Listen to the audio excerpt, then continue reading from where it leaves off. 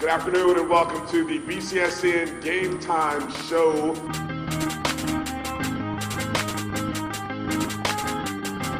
Takes a snap. And keeper throws far side catch made. Breaking tackles getting up to the 35-yard line. Soto tips it this time. Here's Bayline with the setup. This is going to be a tough one. Got to get it over. They do. FMU does. Southeastern over the middle. Tipped. Saved. Another block there by Southeastern. Again, Adriana Soto.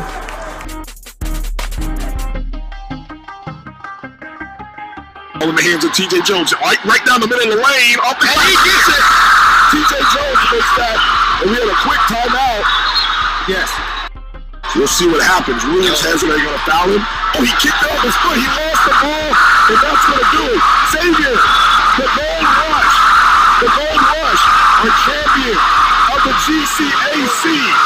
Final score, Xavier 78. Tougaloo 75. An unbelievable finish to this ball game. The first GCAC tournament championship since 1996. We'll give you first up to just talk about what took place in that meeting before we get into some additional questions in regards to the decisions deciding to postpone the SWAC fall season. And our new number one is Howard University with a record of 5-2. Thoughts, Drew, or any thoughts on the, or any comments, I guess, on the numbers as you saw them in our formula? I was on the roll.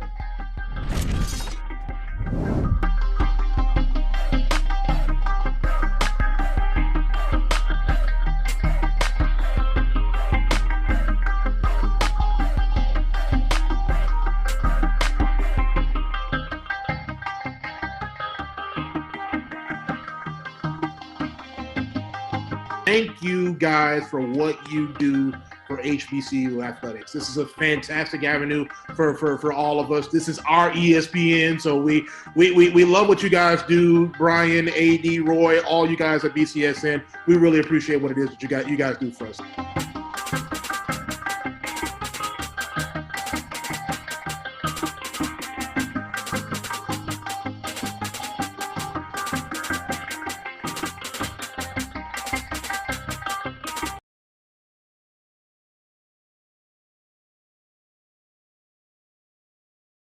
YT Productions.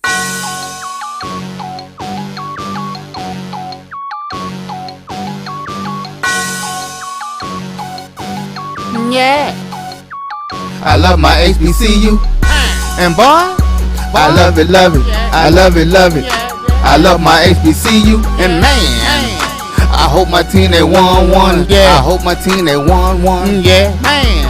I hope my team they won. I hope my team they won. Yeah.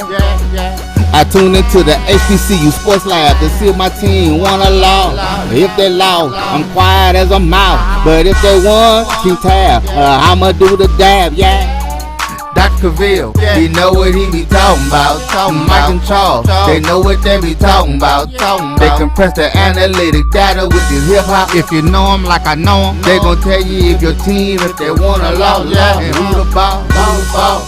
So listen to Professor, yes sir, and pay attention, cause he gon' teach a lesson. And you gon' learn today, how your team they play, how they play, boy, you gon' learn today, how your team they play, how they play, yeah. We represent that SWAC, that MEAC, and let me say, what's up to Tennessee, stay, just tune into the HBCU Sports Lab with Dr. Bill, Mike and Charles. This is Dr. Cavill with Inside the HBCU Sports Lab with Mike Washington and Charles Bishop. Well, not so fast, my friends. We have Alan Williams sitting in for none other than Mike Washington. Mike Washington is back on assignment. We're going to have to check his enrollment status. Does he meet the 60% threshold? I may be forced to have to drop him from the road, Charles, Professor Bishop, as we say in the classroom. But no, we're just kidding. He's taking care of business, and we got you. We got you right here. Welcome to episode 161 of Inside the HBCU Sports Lab radio show and podcast, the show that's covering the sporting HBCU diaspora, i.e., all things HBCU sports from the institutions, what? Large and small, NAIA, IA to the NCAA. We share insights and information on the HBCU sports culture and HBCU athletic aesthetics and facilitate the story of HBCU athletic programs. And oftentimes we go into the business of HBCU sports like none other. I'm your host, Dr. Kenyatta Cavill, along with my co-hosts, Alan Williams and Charles Bishop. We're filming from our home studios and sending a signal live to KSWH 1230 AM studios with the Texas Radio Hall of Famer Ralph Cooper in the beautiful home of Texas Southern University in Houston, Texas. With that, today's episode of Inside HBCU Sports Lab is sponsored by THG Agency. THG Agency is a company that provides sporting and educational consulting and data analytics. With that, let me welcome our guest into the show, Alan Williams. How are you doing today? Doing great, Doc. Good to be here. Always good to sit in with the dean. And Mike Washington asked me to sign the roll for him. We still doing that back in the day. I hear you. I like the 1876. Hold on, man. Hey, Can I put it in order? Can I put it in the order, man? Hey, man, we got you. You know, you have Joe Clay on later. That's right. I'm gonna get him. So this is what we're gonna do today, as I welcome none other than the Professor Bishop, Charles Bishop. How you doing today? Doing well, Dr. Ville, doing well. I mean, it's been a great day. Ripping and run a little bit, but I tell you what, I'm getting myself up to speed on everything and everyone. I mean, I've been pouring through stats. I mean, getting ready for the 2021 football season, but everybody, let's get vaccinated. Let's get vaccinated so that we can see this 2021 season. Thank you for those comments. That's extremely important right now. But this is what we're going to do. The first half of the episode, if you would, after the first and second quarter, we'll be joined by Joe Clay that will do the second half. So we're going to tag team a little bit. Alan Williams will do the first half, then we'll come in and get the second trooper on the second half. Then we're going to give you some updates and information. But this is what we do in this lecture lab, man. We go straight for the best. No chaser, as they say in a lot of places of the world. Alan, I need, one of the hottest things out there is Charles Bishop was talking about, because he's been taking some heat. Really, all of us been taking some heat. Somebody gonna love it, some people gonna hate it. But we did our predicted order finish, right? That's right. Eastern Division, Western Division. Yes, man, sir. So give us your Eastern Division predicted order of finish. Start from the bottom, start with 6 and count it up to who's number 1. Oh, man. All right. So in the East. That's right. We're going to get him right in the mix. In the East. Man. Okay. So the East ought to be wild. You know what? Let me start from the top. Let me go and start from the top. All right. In the East, I'm going with FAMU. I'm not blocking my own blessings. I understand Charles got to do what he got to do, but I'm going with FAMU, taking the top slot. Second slot, I'll go ahead. I'll give it to Jackson State. They have a stacked roster. That is for sure. They have a stacked roster. The only question mark I have is they're going to have a young quarterback. He's got a little swagger, but coming out of the gate, you coming off the porch running with the big dog. So I like the fact that he's got that swagger, but we're gonna see when they hit that field. And no bigger test than that first game down there in Miami. You get Jackson State and FAMU. So I'm looking forward to that opener. Behind there, with Alcorn moving over to the Wild Wild West, I think it's going to be kind of wide open over there in the East, man. So it's kind of hard to predict, but you can't go against the current conference champs, Alabama A&M. And now they could be a sleeper because Akil Glass, as we saw in the spring, is the truth. So it's going to be interesting to see. we could see this whole poll flip upside down by week 3. So the preseason polls, yeah, it's fun, but I don't know, man. It's going to be tough because it's all going to depend on that play of Akil Glass. Now, I see him playing on Sunday, so is he going to come out here reckless abandon trying to secure this championship again, or is he going to come out here a little cautious and make sure that he can keep himself healthy and in consideration for Sundays? So, those are my top 3. Behind there is wide open. Now, when we talk about moving over to the West, hey, man, it's hard to go against Alcorn. But then Alcorn is coming over here to the Wild Wild West, where we got SU, the Jaguars. Even though they got a new coach, hey, what LL Cool J say back in this song? You got a good team, you just need a new coach. Hey, we're going to see if Southern can prove that to be true. So I look for either Southern or Alcorn to win over in the Wild West. And then right behind them, I've got Prairie View. Now, they lost Story Jackson, a couple other key players in the transfer portal, but I think Prairie View's got a little something to say. You got to remember, in the spring, without some of those COVID cancellations, man, they were in the hunt. So, and then behind them, I put Grambling. And after that, of course, you get your UAPB. Whoa! And then we're going to see what happens after that. Whoa! Well, I'll say this first. That Pine Bluff out the gate, man. You like the coaches in SIDs. They just don't believe. They had them pick 5th as well, so I understand that. But Charles, you say, well, on one side, he actually was not too far off, at least in terms of what you picked at the top, which was Jackson State and Southern. He had them 2 in both. So give you a little solidness in saying that maybe you're not too far off if some people are like, Now, people out here saying they agree with you, Professor Williams, as they say on the show, is that you got the Wild Wild West. They agree totally with that in terms of what that looks like. So great information there, and we're going to be able to see some updates as the season comes along, and we'll see where we'll do some changes, and we'll get some descriptive designs out there so we can put your stuff out there. Because we're going to ask, if you will, we're going to ask Joe Clay his top 6 on East and West Division. So we'll get and see what 1876 is bringing to the table. So everybody's seeing out there now the predicted order of finish, if you would, from Carlos Brown, BJ, Jones, Bryant, put his stuff out there, Fullfoot, obviously myself, and then the team of Inside the HBCU Sports Lab with Charles Bishop and Mike Washington. Fascinating to see what that is. That's hitting off. Everybody is loving it, hating it. So good stuff there. So I wanted to get in a little bit about that. But let's turn the page a little bit. Sticking with football, Big South put up their predicted order to finish.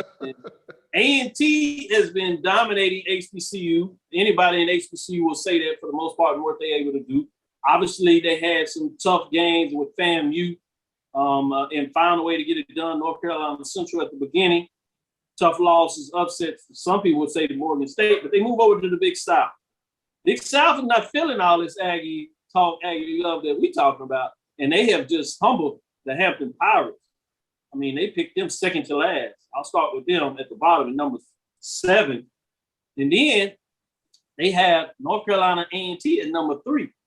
Now, check this out, because I want to get both of your thoughts on this. I'll stick with you, Charles, first. Not only did they pick them at 3, they didn't get one first place vote. So nobody's much about this team in regards to what they think they can bring to the table. Yeah. Even the 4th place team got at least one first place vote. So Charles, dig in there and let me know your thoughts in terms of what's going on in the Big South regarding the North Carolina A&T Aggies and Hampton Pirates. Well, I think first and foremost, the Big South is going to get a huge helping of Jermaine Martin. And they might not know about him yet, but they will learn very quickly. This is a bona fide NFL prospect who will be running behind a big, active, agile offensive line. And that's something that we've seen from North Carolina A&T over the past 4 or 5 years. they physically whoop you up front. And that's what the Aggies do. So bringing that style of play over into the Big South is going to be very interesting to see what the Aggies can do over there in terms of fighting teams like Mama, who I think was picked to finish first.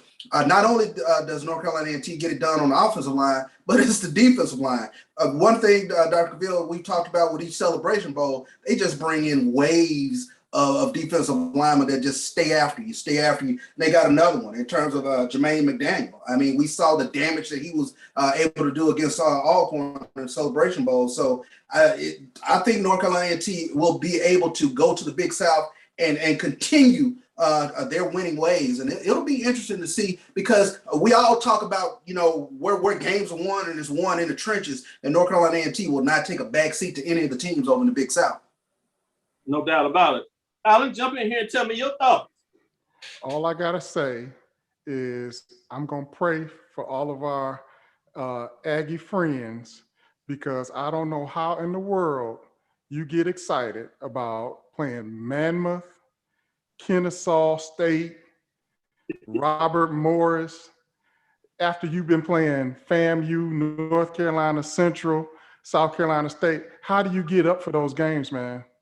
I'm going to pray for all of our Aggie friends, and let's just hope that the SWAC is able to pull off what it looks like the SEC is about to pull off as far as building that super conference. I'm just going to throw it on out there. I think our Aggie fans are going to agree with me, because I don't think they have any desire to go to a game and halftime and hear Dr. Lee playing Flight of the Bumblebee in the fifth quarter. Come on now. Oh my goodness. Aggie fans, are you That's how you close out a segment. Just throw it on the table. Why don't you? 16 team SWAC. Well, if everybody else, I saw a little bit of this on Twitter, but it seems like Allen is ready for it. So let's get into it. Tennessee State, North Carolina A&T, Clark Atlanta. Who do you have as the fourth one? South Carolina State? You got to bring in SCSU. You got to balance off the East. Bring in SCSU. But you really need the one that you really need. You need that Clark Atlanta to work, because Atlanta is the biggest market for HBCUs. You want Atlanta? Said we can talk all that stuff we want to in Texas, but Atlanta has more HBCU alumni than anywhere else on the planet. You definitely want Atlanta. Yeah. I've been saying it for the longest. Charles noticed. I got to have Atlanta. Clark Atlanta, they'll be just fine. Once they get a little bit of that SWAC and they get that revenue, they get that taste and that fire, and all those folks in Atlanta will be coming with teams visiting there. They'll be just fine. Let them make the move and let them know they on the clock. But Charles, Tennessee State, Clark Atlanta, A&T, who is your fourth team, or do you throw one of those out and add two teams? What you got? No, I'm bringing North Carolina Central. Bring me a law school into the conference. Bring me another law school. Yeah. So you want A&T, North Carolina Central, you want the rival. Yeah. Tennessee State and Clark Atlanta University. There you go. That's it. I like it. Two private schools. So you got Bethune-Cookman, a partner for Bethune-Cookman, Clark Atlanta University. You got North Carolina, the rivalry. And you bring in Tennessee State, connect the rivalry with the Southern Heritage Classic, Jackson State, Alabama A&M, Alabama State. Wow. In terms of a super conference, as they talking about, it don't get too much super than that. That was big. I like that, man. You talking about gut punch. Before we go to this break, we're doing a little extended time on the first quarter. We're calling a couple of timeouts because Allen just threw the grenade on everything, so we just had to deal with it. I will say this to support what Charles said earlier. SIC Commissioner Moore, insightful interview on CNN regarding the league decision to require vaccination for the college coaches and staff, reaffirming the urgency to protect athletes from potential COVID-19 illnesses as the Delta variant rages across the country at an accelerated pace. SIC Commissioner Moore made a national network television appearance to explain the league's decision to require vaccinations. And he did really well on that. Quote, his statement was, it resonated with me. For our league, it is about risk mitigation, end quote. Other thing he said, we're looking at the Delta variant in a sense of a pandemic of the unvaccinated. The other thing that really stuck out to me is what he talked about, the Tuskegee experiment. He threw that out. It wasn't an experiment. He said it was malpractice. I was like, Correct. put it out, Correct. Out about it. fire on that. Needs to be said. 2 thumbs up for Commissioner Moore. Way to bring it. Quickly, Alan, I know you're getting out of this first quarter. So give me your thoughts. We'll go to Charles, and then we'll take the related time out and go to our first break. 100% agree with the commissioner there. Smart move. And if you can mitigate that risk, you can ensure that you can actually play your games. One thing that we got frustrated with in the spring was all the cancellations due to the COVID protocols. We don't want to run into that same thing in the fall with so many of our HBCU games being televised on the ESPN family of networks. I know it would be difficult for Commissioner McClellan to have the same mandate because we've got so many state schools in the state of Texas that are following under our governor. I guess that's what we call him still. But I digress. But it would be difficult to enact that same mandate within the SWAC. I know we talked to President Dr. Simmons from Prairie View, and she said that, you know, she's a state-funded school and she has to follow the guidelines from the Texas A&M system. So regardless of what she wants to do, she has to follow the guidelines from the A&M system and the Board of Regents, who's appointed by who? The governor of the state. Great point. Great point. Charles, chime in. You started off with this in terms of getting your vaccination. It sounds like you and Moore, Commissioner Moore, I should say, understand the importance of taking care of COVID-19 illness. Yeah, I mean, it's all about risk mitigation. I think Alan said it. I mean, that is the key word. And right now, I don't know how you can make an argument against in terms of getting vaccinated. I understand people will make the assessment in terms of people who have been vaccinated are still getting COVID and things of that nature. But again, it's risk mitigation. The science is telling us, thus far at least, that those who have been vaccinated, that the effects of COVID will not be as bad or things of that nature. So it's total risk mitigation. So it's the only way forward that I see going forward in terms of not just sport, but just life in general. So that's my spiel. My spiel is to get vaccinated. If I have to take a booster shot, so be it. So, no doubt about it. This is Dr. Ville inside HBCU Sports. I like that. Get that shot. Do what's necessary. Stay safe. Continue to mask up. I'm still wearing my mask. I told you what we're going to do all season just to show you how seriously we think everything is. Not only have the shot, but also wear the mask. You know, I fancied up. We got the logos on there with the SWAC, so we're going to be able to test these folks throughout the season with certain matchups and say, mask on, mask off. You know, my son's doing karate, so he got the wipe on, wipe off. Karate Kid, he wasn't quite ready for that, so he's looking at me talking about wax on, wax off. I said, well, don't worry about it. Mask on, mask off. With that, this is Dr. Ville inside the HBCU Sports Lab. We'll be right back after this belated first quarter break. We'll have a surprise with you on the other side, so stick with us because we got something new because we're going to see another person that will give us their predicted orders finished since that's what we're going to do throughout the show. I think you'll get an idea. We'll see how he brings it compared to Charles again because, you know, Charles is the man. He called it out there. He just letting you know this is where it is. Alan gave you a tidbit, so keep your eyes on to see what Alan says, stakeholder. He goes deep, and he broke it down for you. With that, Alan, we appreciate your time. This is Dr. Ville's Inside the HBCU Sports Lab. We'll be right back after this break. Stick with us. I got an answer to the Majesty is a premium health and wellness tea line focused on bringing delicious yet healthy tea blends to the community. Filled with an abundance of vitamins and antioxidants, we work to blend teas with exotic spices and fruits to produce scrumptious and wholesome beverages. So check us out at mymajesties.com. That's MyMajesties.com. My Majesties, an Urban Passport member.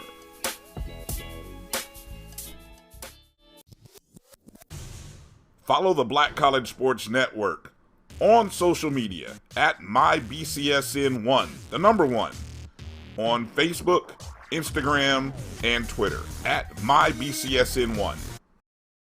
Are you hungry for authentic Caribbean food like jerk chicken, oxtail, red snapper, shrimp, tofu, and rasta pasta? Well, find your way over to Mango's Caribbean Restaurant, 180 Auburn Avenue, right next to Royal Peacock in downtown Atlanta. Them belly full, but we hungry. Mango's Caribbean Restaurant, open daily from 11 a.m. to 10 p.m. And on Friday and Saturday, we're open till 4 a.m. Come to Mango's and put some spice in your life. Oh, we've got a good thing going.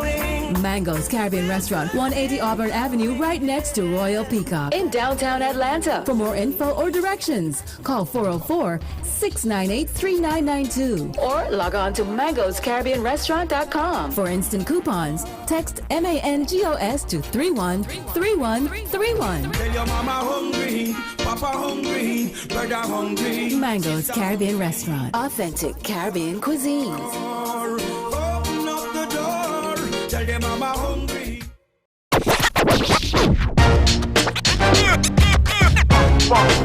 It's like a loop machine. All around town, trying to get down.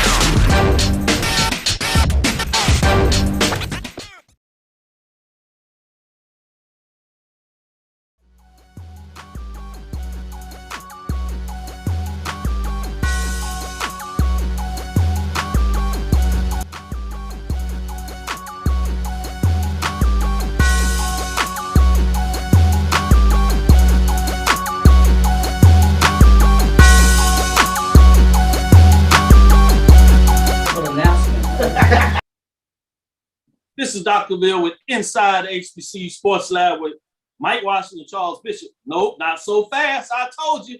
We have in the mixed up second quarter, we had a substitution coming into the game for none other than Professor Williams is Professor Drew. Drew, let's just kick right to the box. First, again, congratulations back and everything. With that, East-West, you were taking care of business, so you didn't get in the mix, but I know you have some thoughts. Yeah, I've got some thoughts. Eastern Division for last. Let's start with the West. I want to know your finish, predicted order finish. Let's go from the bottom to the top, or you can be a contrarian like Allen and go from the top to the bottom. I'm trying to teach you a bit about the teas. I tease. It's all about the teas, Doc. Starting at the bottom, Doc. I hope you still get your paycheck after I say this one, but I've got Texas Southern finishing last, so I hope they don't take it personal and understand that it's all business.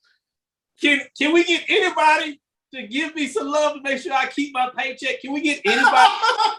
Texas Southern is not on the bottom of the Western Division, please. Somebody save it. Go ahead, Professor. Taking a look back at it, Doc, even you picked them last. Yeah, I know. We ain't gonna let that graphic stay up there too long. Somebody from the Provost's office might be watching. Exactly, man.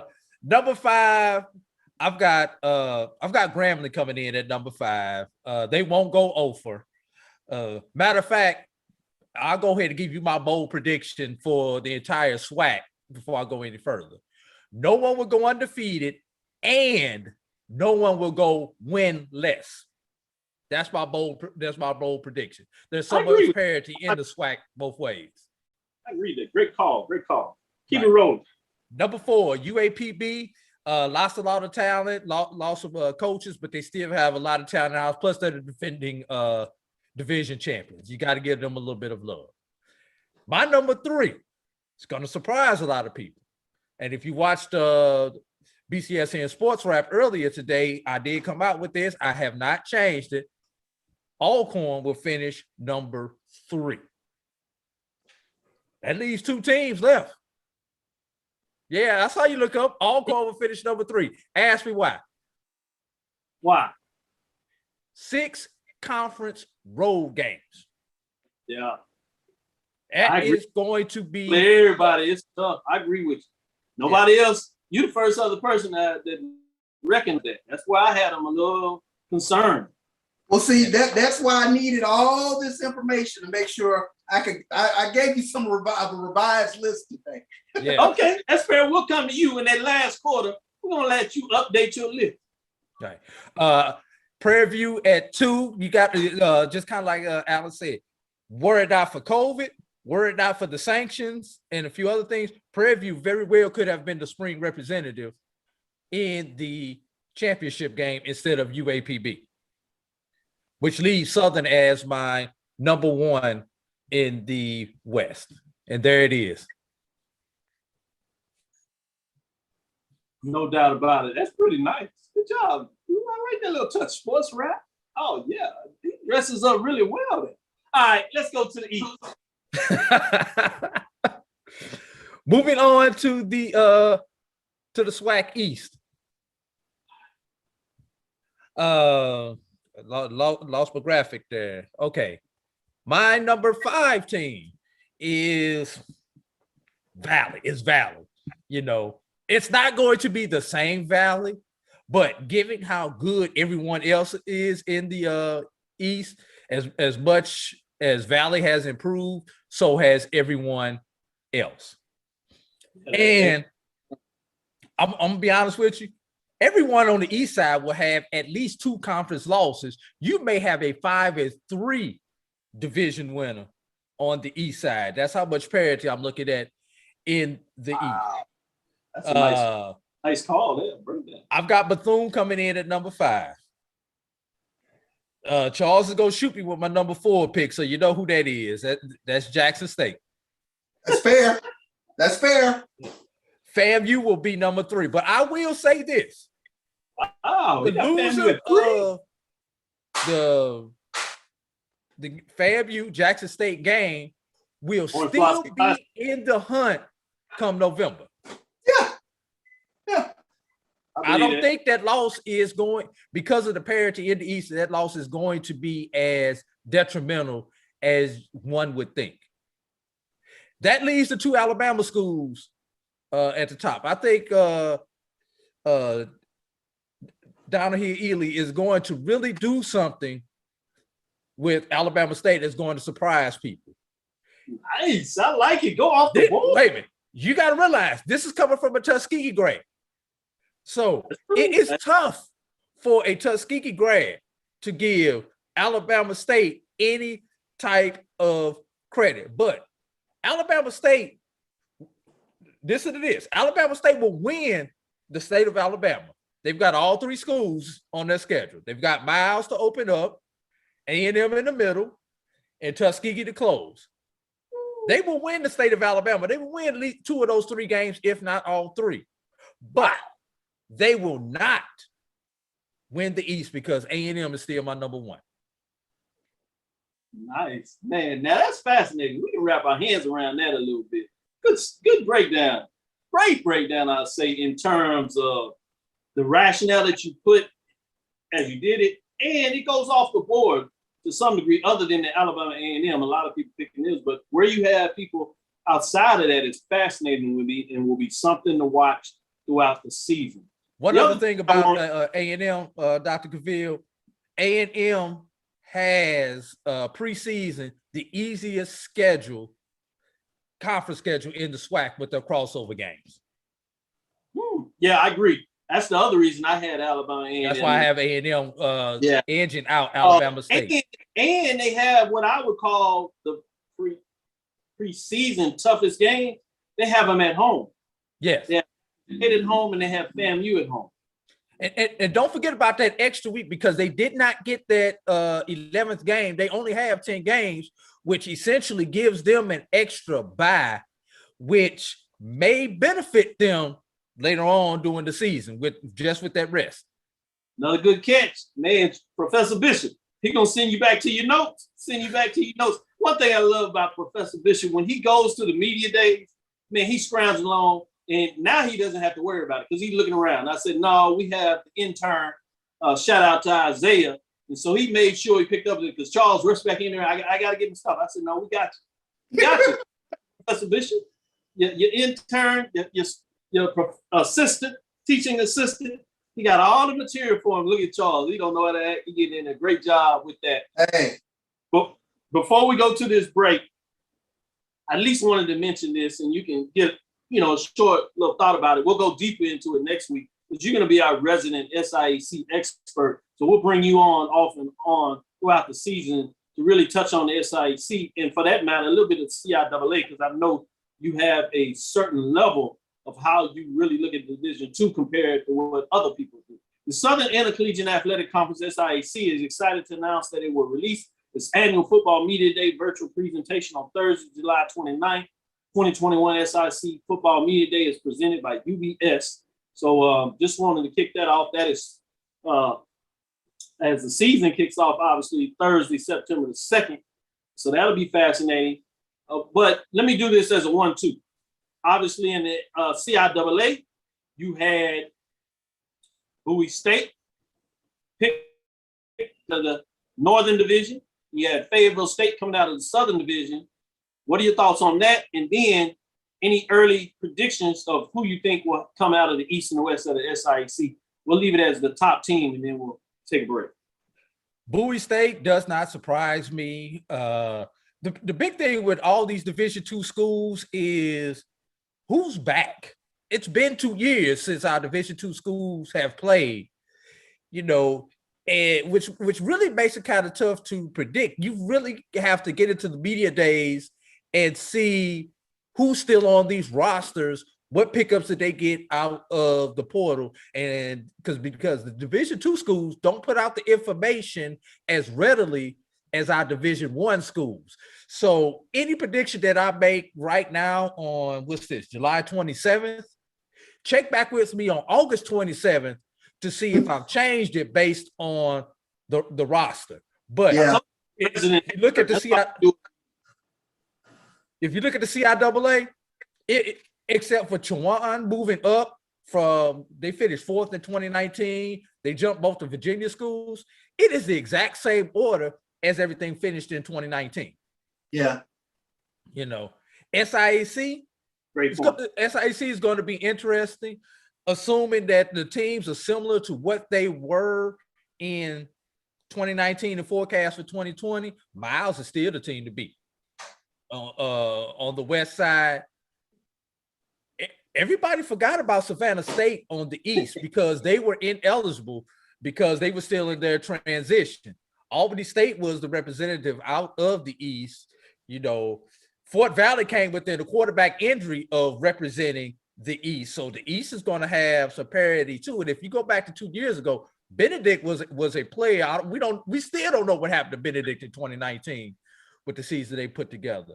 But early prediction, I've got Savannah and Miles coming out. Nice. Great prediction. Before we go to the break, I wanted to throw this out there. This is cool. Coming from HBCU Game Day, Livingston to add blue football turf as part of its stadium renovation. In the picture, if you go to HBCU Game Day, the picture they have for their blue turf, I believe HBCUsports.com has it as well. Man, that's live. That's going to be nice. Everybody knows that. Take some pictures of that. Kudos for Livingston to making that statement, going the extra mile to get a little bit of marketing branding. With that, this is Dr. Cavill at the halftime mark. Stick with us. We'll be right back with another guest coming in at the halftime. So stick with us. We'll be right back after this break. Thanks, Professor Drew. This is Ryan Fulford. AD Drew and I are co-hosts of the BCSN Sports Wrap. We talk about all things related to HBCU athletics. From the games, teams, coaches, and fan interest stories, we cover it all. You can find our shows on Facebook at BCSN Sports Wrap, YouTube at MyJBN Online, and everywhere you listen to podcasts like Anchor, Spotify, Google, and Apple Podcasts. You can also find the show on the Jericho Broadcast Network's app. Make sure to download. We look forward to you joining the conversation and being a part of the show. It's never too early to plant the seed, to share the tradition, and instill a sense of pride in your HBCU with your little ones. HBCU Pride and Joy Children's Boutique helps you share your school spirit with a wide selection of adorable kids apparel and accessories officially licensed from your favorite HBCU. Visit hbcupridejoy.com and follow us on all social media at HBCU Pride Joy on Facebook and Twitter. This is Carlos Brown, letting you know that we're on the move. You can now catch the Carlos Brown Show beginning this July on the Black College Sports Network each and every Saturday from 11 to 1 Eastern Time. That's 10 to 12 Central Time. Same time, new place. On Facebook at the Carlos Brown Show and Black College Sports Network. online at www.mybcsn.net, and on the BCSN app, available on Google Play and the Apple App Store.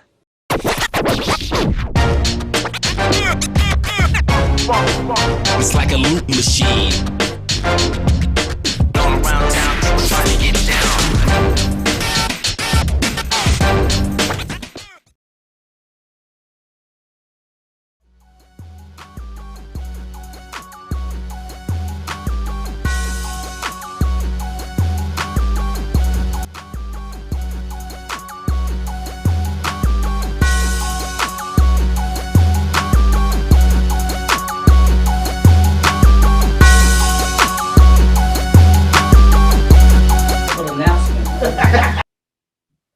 This is Dr. Ville with Inside the HBCU Sports Lab with Mike Washington and Charles Bishop. Again, we got another substitute. Third quarter, we have Professor Joe Clay in here, as he's going to give us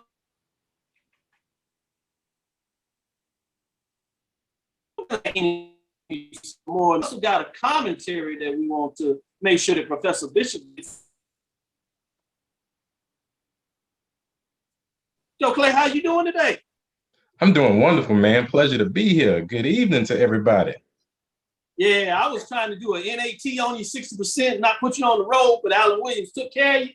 He said he signed your name to the road, so you're good to go. You Appreciate it. You know, you got like my door and don't let you in, but since he took care of it, and I caught you on the road, I like, come on in. Appreciate you letting me in the room. Yeah, and I like how y'all doing the 1876. I see y'all coordinating. That's really nice. But I'm going to have to mark you down and put you in the space of the F squared.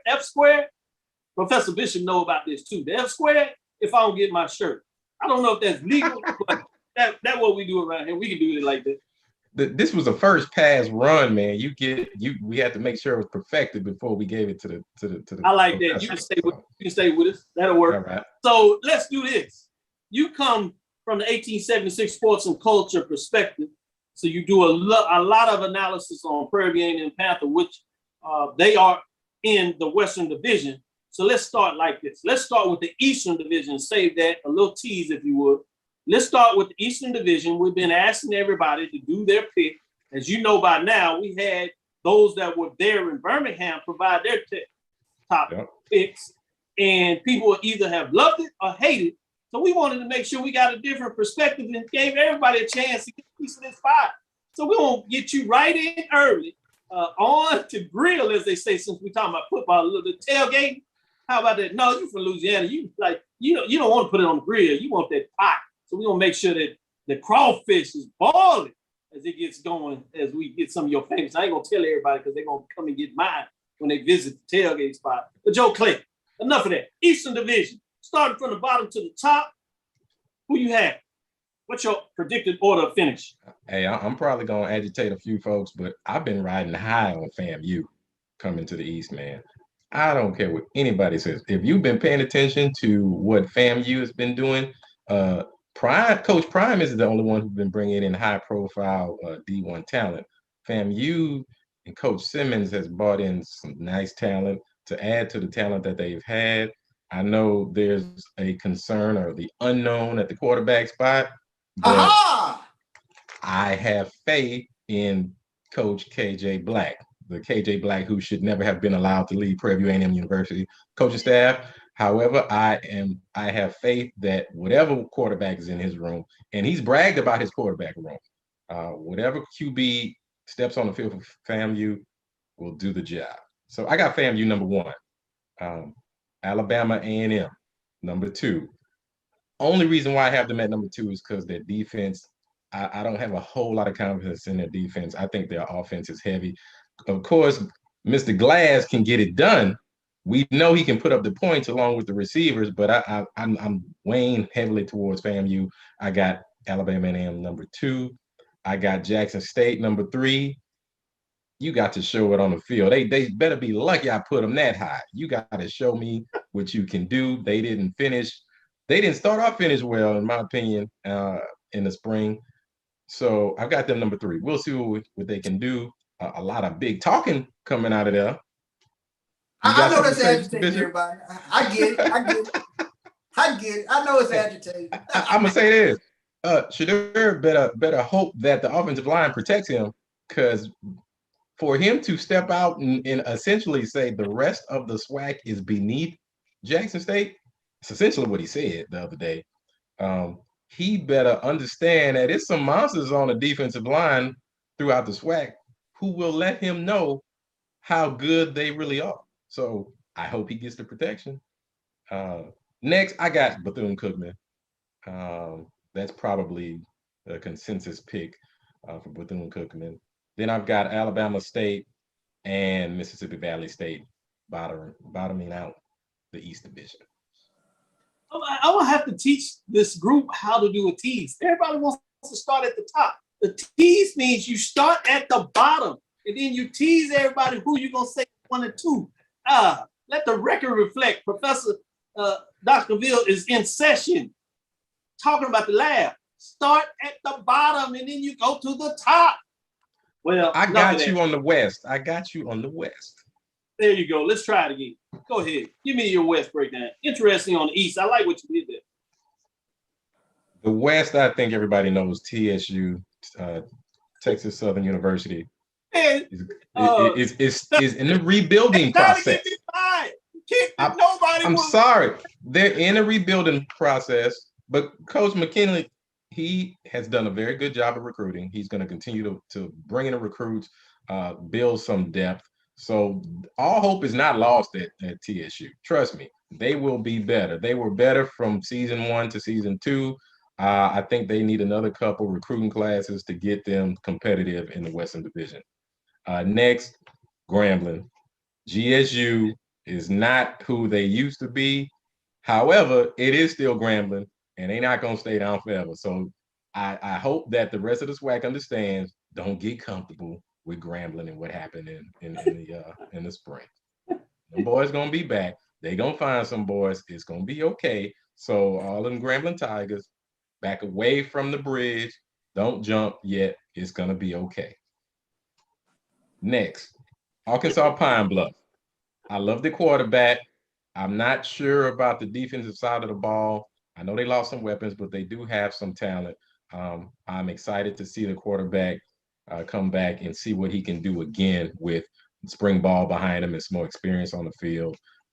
I look for them to be extremely competitive, just like they were last year, just like how they handed an L to PV when they went up for that ride. Next, I hate to say it, I hate to admit it, but Prairie View A&M University is at number 3. We didn't get to see him enough in the spring. We saw just a taste of what they could do. They lost a lot. They lost a lot on defense. They lost some on the offensive side of the ball. We didn't have enough games to really flush out who was going to be the quarterback, and if the quarterback was going to step up the way that we need him to. I suspect Connolly was going to develop into the quarterback we needed him to be. We just bought in a transfer quarterback from Louisville, 4-star recruit. He was supposed to be the next Lamar Jackson at Louisville. Didn't work out because of injury. So we'll see what happens. We know Coach Dooley has a great offensive system. They're going to put points up.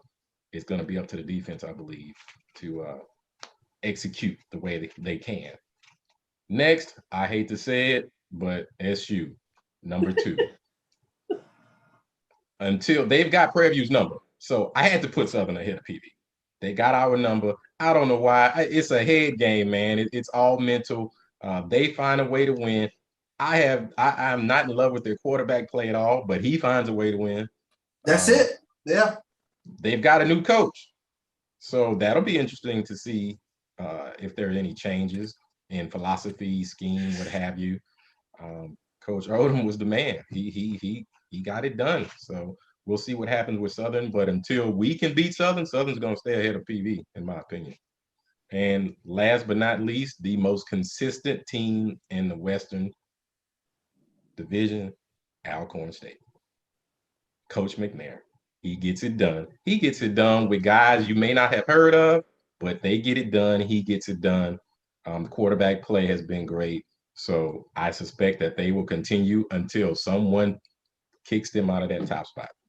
That's what I got for the West.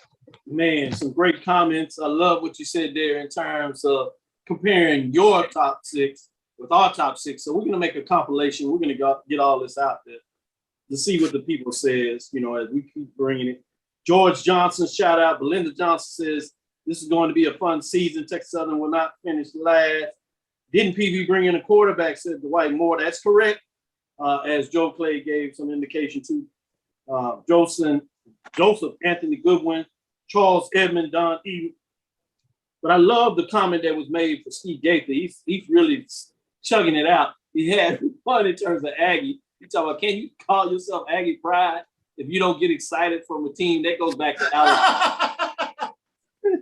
And then he had this one. He says, is it rebuilding if you never built? Oh, Lord. Not to say he just shooting fire over here. But with that said, let's go to this quick break. Our last break. We'll come back. We'll get some final thoughts. Before we do this, you talked about FAMU and the transfers. Jackson State, we know, got some transfers, but the other team that quietly, that people are, I don't know what the term I want to use for Alabama A&M, but they have a transfer too. In fact, they got LSU running back Trey Pruvence headed to SWAC champs from HBCU game. They put this out there, and then Jackson State picks up ex-Tennessee 4-star in the portal as well. So you got loaded transfers going out, transfers going in, freshmen coming up, you know, seniors staying in. It'll be fascinating to see. As I said, there's so many variables. This is just going to be fun.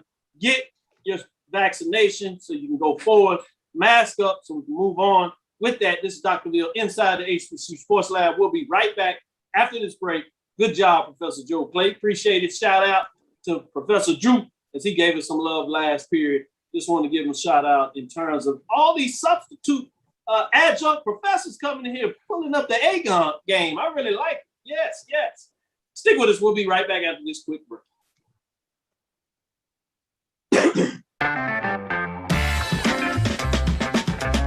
Your ad could be ran here. MyJBN.com/support.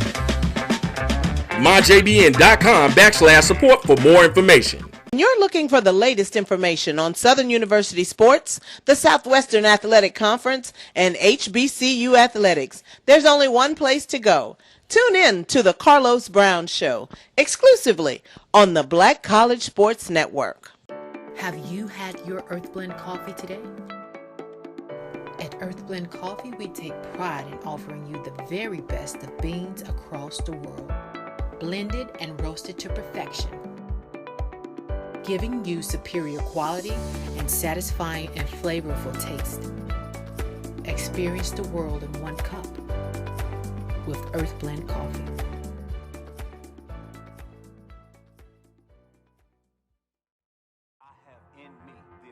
Support the Black College Sports Network so we can continue to provide you coverage.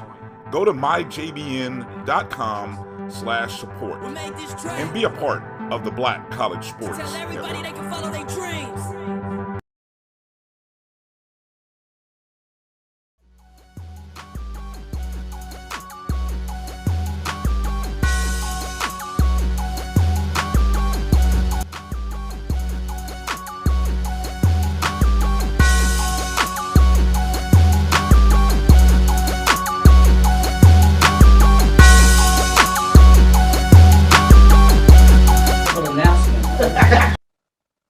This is Dr. Veal inside the HBCU Sports Lab with Mike Washington, Charles Bishop. As we said, we have Professor Joe Clay sitting in for Mike Washington. But we're doing this joint lecture, as you know, today. So we're going back and pass the mic to Charles Bishop. He wants to take over the class a little bit and bring some fire. He has some comments to make. He says some people are missing the point today. Y'all need to take better notes. What you got, Charles? Well, here's what I take a look at, you know, and specifically speaking about Jackson State. Let me just collectively ask the class this question. If any other school had a ranking that ranked higher than Kansas State, Syracuse, Duke, Iowa State, TCU, and Purdue, we would not be asking, I need to see it on the field. We'd already be of the mind state that that's a team to watch out for. That's a team to watch out for. The other part, we seem to have a collective amnesia with regards to freshman quarterbacks, because I distinctly remember in 2017, there was a quarterback that came to Howard, Kalen Newton, that lit up the MEAC. But all of a sudden, freshman quarterback, he now is like, he ain't seen the field yada yada. Kalen Newton threw for 2,400 yards in 2017 as a freshman, and comes back the sophomore year, throws for 2,600 yards. And you take a look, he was, constant. He was 3 times MEAC Rookie of the Week, Offensive Player of the Week, things of that nature. So it's not unheard of to see, just even in recent history, how a freshman quarterback can come in and change the fortunes of a team, because we weren't talking about Howard football until Kalen got there. So I sort of see the same trajectory, at least with Shedeur. I know a lot of people are going to hone in on the comments. That's fair fodder, he put himself out there with regards to that. But, and it's almost like talking to Coach Prime, their natural odor is confidence. So it is what it is in regards to that. You know what? He put the comments out there, go make the sacks, go make the play. So it is what it is. So, it's just kind of interesting, how the collective narrative becomes, well, we got to see it. We got to see it on the Jackson State is not the same spring team. And so I have to kind of, lay that foundation out there that I think what you saw in the spring is going to be a completely different sort of something in the fall. Let me look at FAMU. I think one of the big additions that nobody is talking about with regards to FAMU, Ryan Stanchek is now on that staff. And when we last saw Ryan Stanchek, he was putting together one heck of an offensive line at Alcorn. And I tell you, before he left and went to USM, he was a tremendous assistant coach. And now he's on that FAMU staff. But one of the things I did take a look at with regard to FAMU, and it's, the devil is in the detail. Tremendous 2019 season. What jumps out at me with regards to FAMU, they jump out on you in the first and second quarter. You take a look at the statistics. They were outscoring their opponents 90-45 in the first quarter, 120-93 in the second quarter. Interesting stat, in the fourth quarter, they're getting outscored 100-74 when you take a look at the 2019 season. So they have a tendency to take their foot off the gas a little bit. So that's something that you just have to kind of keep in mind with regards to FAMU going forward into this upcoming SWAC season. So those are just little tidbits, at least, when you start kind of digging into the numbers a little bit, that stuff like that kind of jumps out at you. With regards to Alcorn, AD touched on it. I thought that was a great point. The fact that they're playing a lot of road games, and they're going to be doing it with pretty much a new offensive line. They lost 4 starters from that 2019 football team. But you can never take anything away from Coach Fred McNair. He's proven it. He can do it. And they have, I think, one of the best defensive coordinators in the conference, who's a head coach in waiting in terms of talking about what they do on the defensive side of the ball. But I don't think UAPB is going to come back to the pack.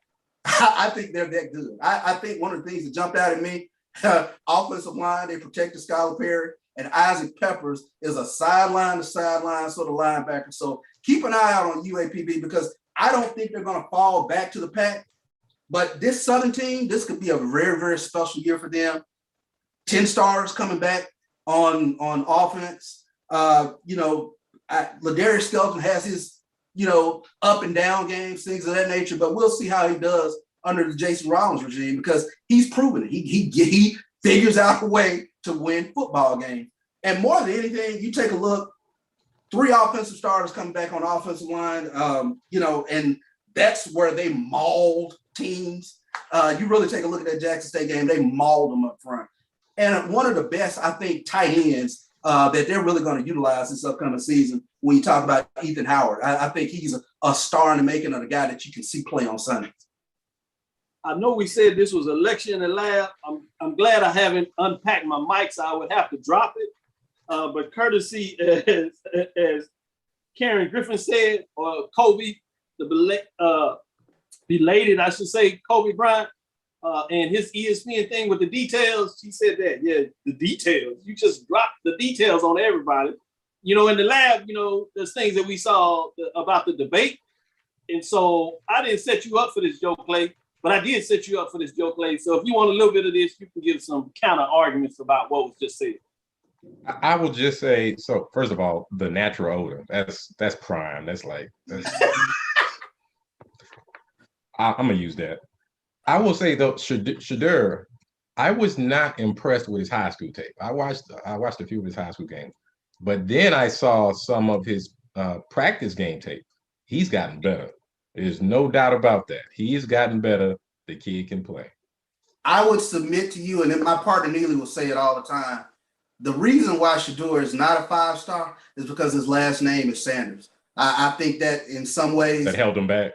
That keeps people from allowing him to get the accolades that he probably deserves, because he put up tremendous numbers in high school. Let's not take it too far. He was good, but he was not a 5-star. I'm giving you stats. I don't even think I'm taking it too far. I'm just giving you what the facts say. I go to too many high school football games and I see 4 and 5 stars, and he was not the 5. He could not compare to a quarterback, for instance, down the street at North Shore High School, who's now at Auburn. He was not a 5, and he was only a 4-star. Shedeur was not a 4-star, but he is growing, and there's nothing wrong with that. He's going to have his way with the SWAC. I will give you that. But when talking about the transfers, how much, I guess, projecting how good we think the transfers are going to make Jackson State. Well, hell, everybody got D1 transfers. Prairie View got several. Everybody ranked higher than Kansas State, Syracuse, Duke, Iowa State, TCU. I understand that. First of all, you're talking about the bottom feeders.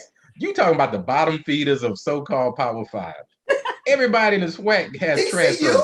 PV has several transfers that are 3 and 4 stars. That didn't just elevate us up sky high. Now, hey, maybe they just didn't get coached up, or maybe they weren't put in positions to elevate the team. I don't know. I'm just saying that just because you have a couple transfers that are 3 and 4 star guys, stars sometimes don't mean anything. Sometimes when guys get to college, those stars fade away, and that talent never comes to fruition. I tell you what, if we had put this same ranking on a Southern, we wouldn't do it. We would not downplay. I would, because I know what I'm talking about in regards to transfer football players, athletes in general. Sometimes they just don't pan out. Stars don't always mean something, man. You can go to the NFL, a bulk of the NFL is made up of 2 and 3 star guys. I agree with you. So if those stars show up on the field in the fall, then hey, Jackson State is going to be on and popping, and that game between Jackson State and FAMU is going to be one way to kick off this SWAC season. But if those stars kind of dim a little bit, it's going to be tight. That's all I'm saying. All right, you'll have to leave it right there, man. That was good. That was fun. Great job, man. See, y'all come to the lab, you get a little bit of that lecture. You get substitutes coming in and out in terms of the adjuncts per quarter. We went down to the wire. Looked like we're trying to go into a little overtime. But be back for us Thursday, because we're going to give you the update of what took place at the SIAC Media Day. And then we'll prelude what's going to happen on Friday, which is the MEAC Football Media Day, presented by Cricket. And so that is set for Norfolk at the Hilton. And we'll give you an update in terms of what they say in terms of that. And, Tennessee State is on the way. We'll have to figure out what they're going to look like. Not a lot of love over there in the OVC for Tennessee State. We'll give you that. Probably get into a little more of the SWAC release of the television. But that'll do it for us today for the show. I hope you enjoyed it. This is Dr. Kenyatta Cavill. Thank you for listening inside the HBCU Sports Lab. Make sure you share our podcast with your friends and colleagues. I am Dr. Kenyatta Cavill, the Dean of HBCU Sports, coming from inside the lab of the College of HBCU Sports with Mike Washington and Charles Bishop. Hope you enjoyed our co-hosts coming in at each of the quarter. That was Professor Alan Williams, Professor A.D. Drew, and Professor Joe Clay. Also, we'll tease out just a little bit. We had our intern, super intern Isaiah Thornton, give us an update, and he provided a descending ranking, if you would, of all 12 teams in the SWAC. So I'm fascinated of what he brought to the table there. So I'm going to give that real quick, and then we're going to ask everybody else to give theirs in terms of this. We got this idea from the CIAA is they give a descending order in terms of not just division ranking, but all teams. So I thought that was fascinating. So I want to see a little bit of there. But Isaiah said at number 12, he has Mississippi Valley State. At number 11, he has Grambling. At number 10, he has Prairie View. He did go to Texas Southern, so he has them at 9. Make sure I appreciate that. At number 8, he has Pine Bluff. He has Pine Bluff all the way to 8. Number 7, Bethune-Cookman. He has Jackson State at 6. At number 5, he has Alabama State. At number 4, he has Southern. At number 3, he has FAMU. At number 2, he has Alcorn. As seems like a lot of them, he does have number 1, Alabama A&M, in terms of the number 1 spot. That'll be fascinating. I want to try that with everybody to see if they can pick us the all 12. What would be the ascending order of all 12 members in the SWAC if you just lined everybody up and made them play instead of Division 4 back? That should be a little fun discussion. But with that, we look forward to you coming and listening to us next week as we discuss the latest news in the lab. Follow me, Dr. Kenyatta Cavill. That's DrKenyattacavil. That's Twitter, Facebook, and Instagram. That's DrKenyattacavil.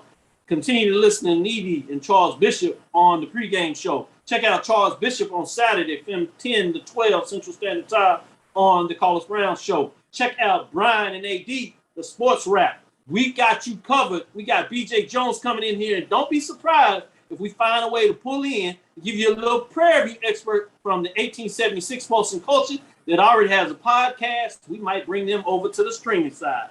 Check out, keep that going. It's right here on my BCSN. That is my JDN, my BCSN, as we continue to load everything you want to know about HBCU sports from multiple angles. That's Inside the HBCU Sports Lab 1 on Twitter. Facebook, that's Inside the HBCU Sports Lab. Also on YouTube. Dream big and continue to move forward. We will talk with you soon. Charles? Course. Joe?